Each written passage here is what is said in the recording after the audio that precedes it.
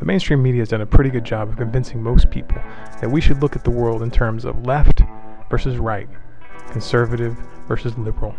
And they've also done a pretty good job of convincing most people that we have to accept one of these worldviews as a package.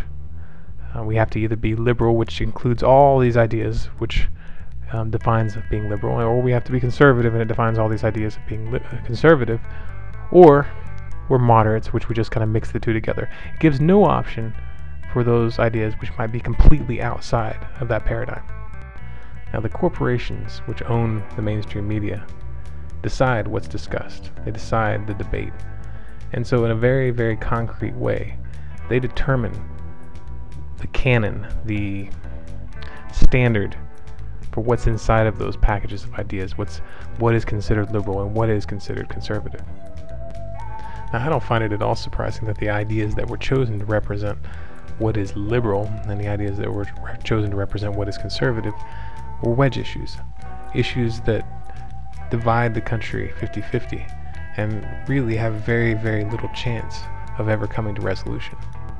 It doesn't surprise me because it serves their interest to keep us divided, to keep us fighting among ourselves.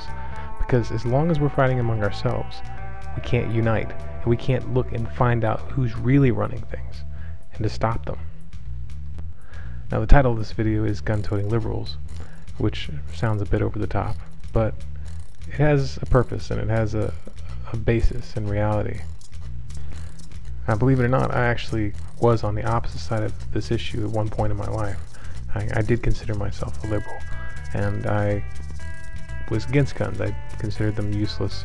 They were just tools of destruction, of death.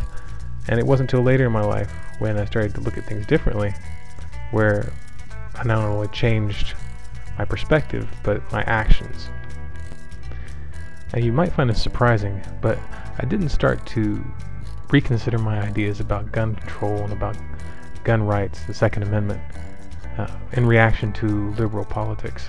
It was actually quite the opposite. It was during the Bush administration when I started watching what the conservatives, or the neocons, the false conservatives, were doing to the Constitution, how they were using security threats to justify any and every violation of our civil rights.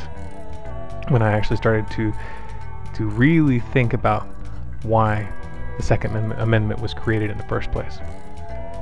You see, the Second Amendment wasn't created for hunters. It wasn't created for sportsmen.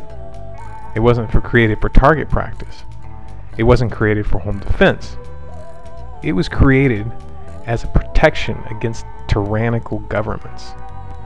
Now, it's not just me saying this. If you look into the writings of the founders, you will find plenty of examples where they explicitly state that the Second Amendment exists to protect the citizenry just in case the government gets out of hand.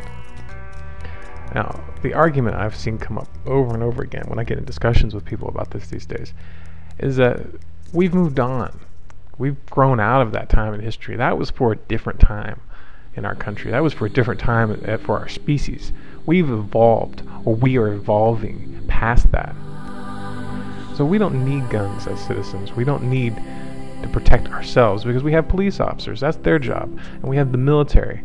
And all this talk about the government turning against its citizens, that's just conspiracy theory talk. That's just hysterical. And believe it or not, I'd like to believe that all that is true. In fact, at one point in my life I did. But since then I've studied far too much history to think that that's realistic. Now, I really don't even have to go back at all into history to give examples, because we have genocides happening in Darfur right now, and back in the 90s in Rwanda. But our society has a tendency to disregard things that happen in Africa because people just don't relate to it. They think of it as someone else, to some other culture, and that's probably due to some racist tendencies. I'm not going to get into that. I'm not going to try to explain it, but to make things simple, I'm going to stick to something we can all understand, which was Western Europe, specifically Nazi Germany. Most people aren't aware of this, and it's probably because it's not talked about in the mainstream media, but in 1938, Hitler instituted strict gun control and confiscated the weapons of the citizenry. And it was after that, in 1939, when he started rounding up the Jews and the homosexuals and anybody who didn't agree with them and putting them into concentration camps and killing them. Now, I know some people would say that just having guns wouldn't have necessarily protected the Jews against an organized military. And this is true. It wouldn't have given them a guarantee of any kind. But the reality of the matter is Hitler got rid of the guns on purpose because he didn't want any kind of defense to be possible. Now, you might think that this was an isolated case or an extreme case, but that's not true. This has happened over and over and over again throughout history, where tyrants have taken control of a country, and then before they institute their worst, before they do their dirty work, they put in gun control. They take away the guns so that there's no way that anybody can stop them. Now, consider for a second how different things could have turned out if the Jews had been as armed as the American population is right now, if there was a gun in every home.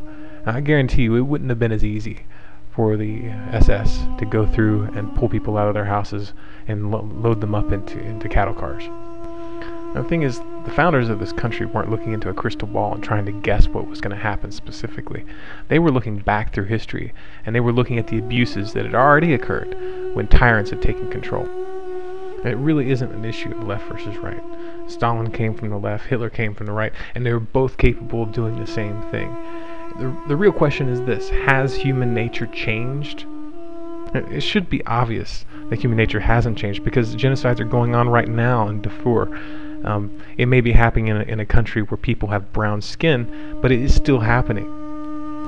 And if you really believe that the United States is going to somehow be exempt from this forever, and that it could never come here, that we could never go down the road towards a totalitarian dictatorship, then the only thing I can say is, you're not paying attention. Because we already have the Patriot Act put in power by George Bush, sustained by Obama, which gives the government the right to search anyone's house without a warrant, to listen to anybody's phone calls, to read anybody's emails, to arrest you, to take you to a foreign country, to interrogate you, to torture you, to try you by a military tribunal without the benefit of a lawyer, and to execute you. And to do so, all they have to do is call you a terrorist.